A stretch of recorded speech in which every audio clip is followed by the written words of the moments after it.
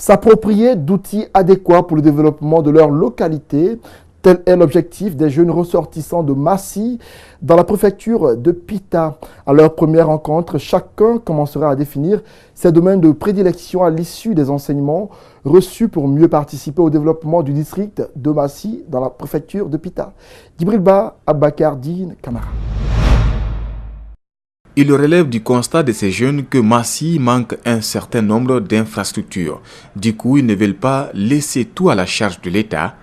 Pour agir, les jeunes ressortissants développent en eux d'abord le leadership. Notre terrain de football, il est bien clôturé, mais il reste beaucoup de choses à l'interne. Aujourd'hui, nous n'avons pas un centre informatique. Aujourd'hui, nous n'avons pas un centre culturel, là où on peut regrouper au moins 50 à 100 jeunes. Aujourd'hui, nous avons des écoles dans les différents districts qui sont là, totalement délabrés. Pour y parvenir, les initiateurs et ressortissants de Massy ont fait appel à des connaissances pour faciliter les échanges. Les aptitudes pour devenir un bon leader, les péchés capitaux du leader, mais également les éléments qui permettent de faire la distinction entre un leader et un manager. Massy est une sous-préfecture vaste, ce qui n'est pas anodin pour ces jeunes. Ils veulent réellement s'impliquer pour le développement local. Je suis très content comme ça, c'est un sentiment de joie d'être là parmi les jeunes de Massy, d'avoir suivi cette formation parce que déjà, comme vous l'avez vu et vous l'avez su, il y a eu de bons formateurs et aussi il y a eu beaucoup de personnes qui se sont présentées. Aujourd'hui, nous avons un grand nombre de jeunes à Massy, mais ce n'est pas tous ces jeunes-là qui ont des outils pour mieux fonctionner leur ONG. Donc on a lancé cette formation aujourd'hui pour enfin, les donner les moyens pour faire avancer leur ONG afin d'avancer notre sous-préfecture. Au nombre de 80, ces jeunes de Massy estiment avoir fait le premier pas, celui de faire un rapprochement. Selon eux, la restitution sera effective.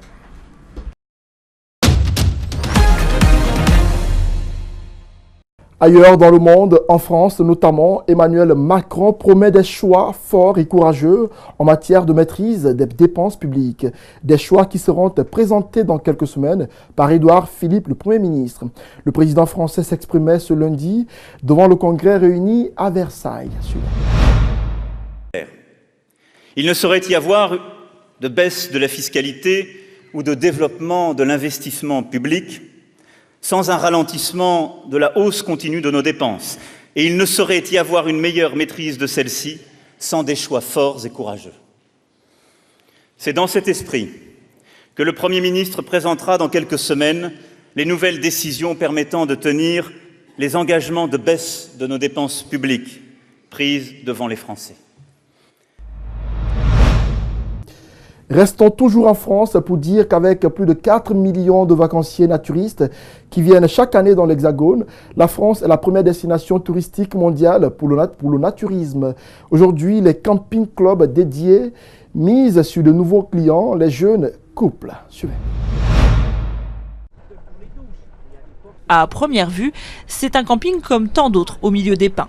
Sauf qu'ici, les vacanciers se promènent nus. Arnaoutchot est l'un des principaux campings naturistes de France. Ses clients viennent ici chercher la tranquillité, comme Jean-François, naturiste depuis 22 ans, qui n'y voit que des avantages. Le calme, déjà, la liberté. Et puis, on a l'impression que c'est très nivelé, quoi. On ne voit pas s'il y a des gens riches, des gens pauvres ou des choses comme ça, quoi. Tout le monde est à égalité, au même niveau. Longtemps vus comme réservés à un public senior d'habitués, ces campings ont vu leur fréquentation se rajeunir ces dernières années.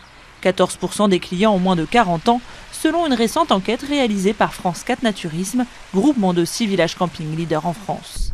Ces touristes sont surtout de jeunes couples avec enfants, à l'image d'Eike, venu d'Allemagne. Quand on est ici, on peut faire ce qu'on veut, on n'a pas à porter de vêtements et on se sent vraiment sûr de soi. Bien sûr, personne n'est parfait physiquement, mais ça n'a pas d'importance ici. Je pense que pour les enfants, c'est la meilleure chose qu'ils puissent avoir. Ils adorent. Depuis 2016, le nombre de naturistes a augmenté de 13% en France.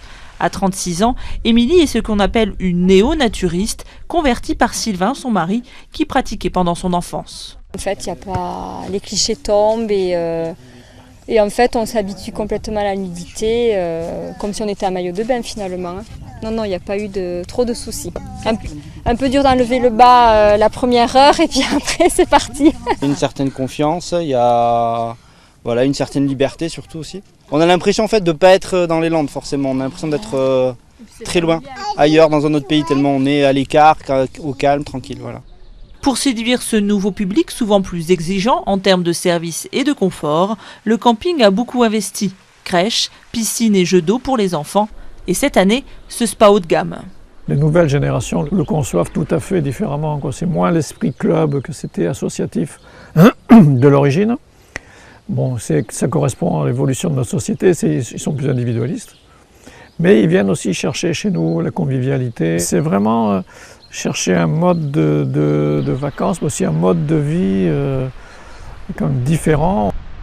D'après la Fédération française de naturisme, la France est la première destination touristique mondiale pour les naturistes, avec chaque année près de 4 millions de vacanciers, soit un quart des pratiquants réguliers dans le monde.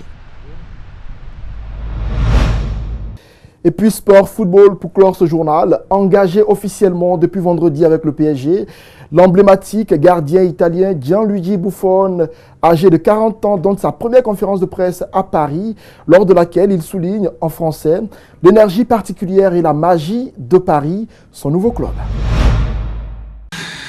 Je suis très contente d'être ici avec vous. Et je suis extrêmement excité de cette nouvelle aventure. Il y a là une énergie particulière que je perçois. Et je ne sais pas si pour l'ambiance, pour la magie de Paris, pour l'enthousiasme des supporters, des dirigeants ou du président, que m'ont voulu fortement ici. Merci encore pour tout cela. Voilà comment s'achève cette édition d'information réalisée par toute l'équipe rédactionnelle et technique d'Espace TV. Merci à tous ceux qui l'ont suivi. Que Dieu protège la Guinée. Au revoir.